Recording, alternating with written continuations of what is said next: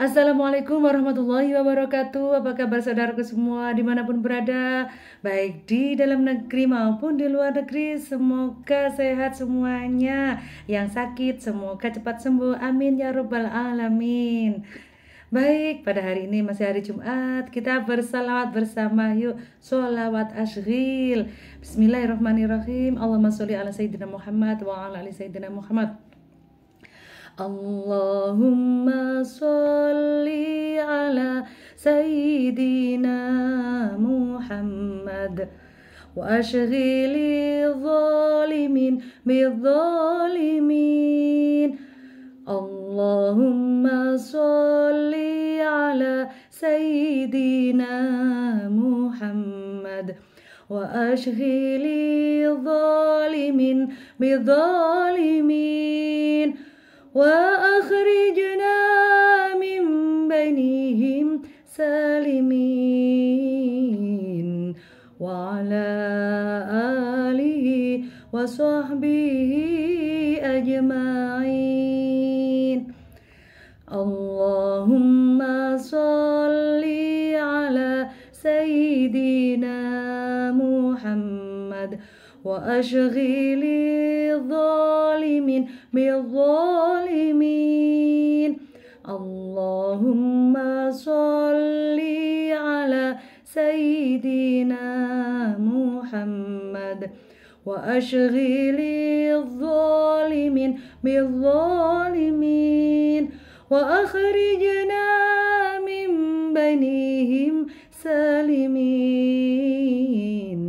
وعلى آله وصحبه ajma'in. Itu adalah salawat asghil. Salawat asghil itu pertama kita bersalawat kepada Rasulullah. Yang kedua ini termasuk juga doa supaya kita itu dijauhkan dari orang-orang yang zalim, dihindarkan dari orang-orang yang zalim, dan orang zalim semoga dikumpulkan dengan orang-orang yang zalim juga. Ya, amin amin ya rabbal alamin. Apa sih orang zalim itu? Islam agama yang penuh keadilan dan jauh dari kezaliman. Oleh karena itu Islam juga memerintahkan untuk berbuat adil dan melarang berbuat zalim. Zalim itu apa sih? Zalim itu diartikan sebagai perbuatan yang menggunakan milik orang lain tanpa hak. Disebut juga yang lain bahwa zalim itu menempatkan sesuatu tidak pada tempatnya. Lawan dari zalim adalah adil. Jadi adil artinya menempatkan sesuatu pada tempatnya, itu adil. Ya. Larangan berbuat zalim itu banyak ya di dalam Al-Quran. A'udzubillahi minasyaitonirrajim. Bismillahirrahmanirrahim. Ala la'natullah 'alal zalimin. Yang artinya ingatlah, laknat Allah ditimpakan atas orang-orang yang zalim. Quran surat Hud ayat 18. Jadi laknat Allah melaknat orang yang zalim, yang menzalimi orang lain, berlaku tidak adil kepada orang lain. Zalim itu bisa kepada orang lain, kepada diri sendiri, kepada Allah. Ya, kepada Allah misalnya contohnya apa? Kita menyekutukannya, tidak beribadah kepadanya, kan begitu ya Kak? Apa? Kita sudah diciptakan nih, sudah dapat kasih sayang Allah yang banyak, tapi kita tidak beribadah kepadanya. Nah, itu zalim kepada Allah. Zalim kepada orang lain apa? Menyakiti orang lain, selalu menyakiti orang lain. Misalnya kita diamanai ya dalam jabatan itu untuk menempatkan seseorang di bawah kita, misalnya begitu.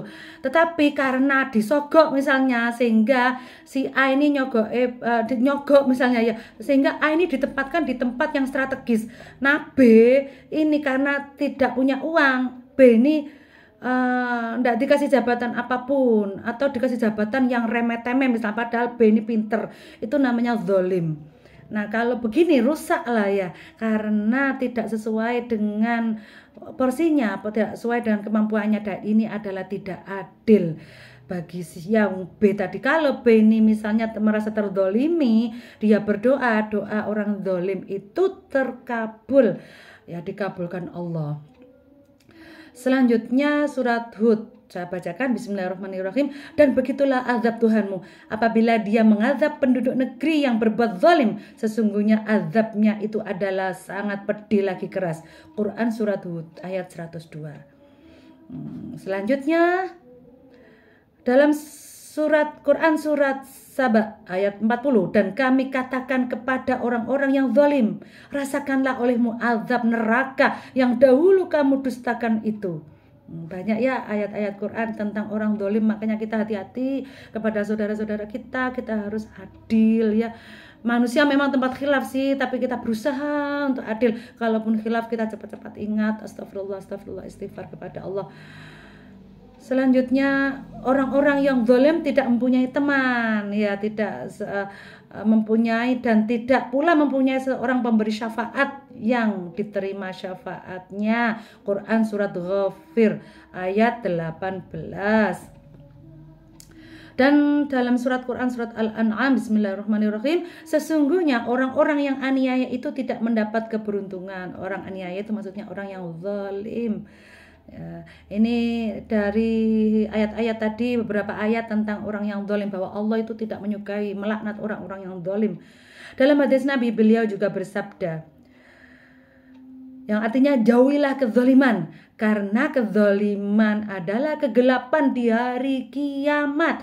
Hadis riwayat Bukhari dan Muslim.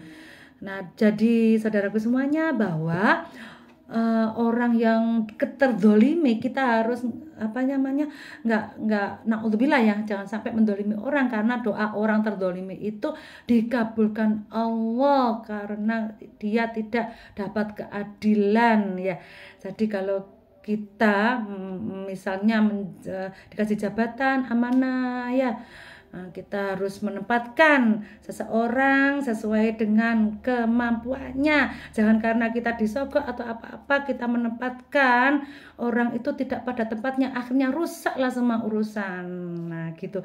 Zalim kepada diri sendiri bagaimana? Zalim kepada diri sendiri, misalnya kita tidak mengetahui waktu ya, misalnya waktunya untuk ibadah kita masih main ya. Ini terutama murid-murid saya ini ya, ini sedikit Bu Fitri nih nyentil untuk murid-murid juga. Nah itu murid-murid saya di sekolah maksudnya anak-anak ya. Nah ini misalnya waktunya besok ujian tapi malam begadang, nah itu zalim kepada diri sendiri ya. Kalau kita sebagai orang dewasa ya saudara semuanya, itu kita selalu berlindung kepada Allah supaya kita tidak menzalimi orang lain, saudara-saudara kita sesama muslim. Kita harus menjaga sesama muslim, sesama saudara kita harus menjaga dengan baik. Kalaupun ada khilaf, biasanya saya begitu, kalaupun ada khilaf karena manusia, kita tetap cepat istighfar dan minta mohon ampun kepada Allah dan yang bersangkutan. Nah, itu aja saudara semuanya. Semoga kita selalu diberi petunjuk oleh Allah ke jalan yang lurus, dan semoga kita dijauhkan dari orang-orang zalim, dan semoga kita juga tidak menjadi orang yang zalim kepada saudara kita. Amin ya rabbal alamin. Salam persaudaraan selalu. Wassalamualaikum warahmatullahi wabarakatuh.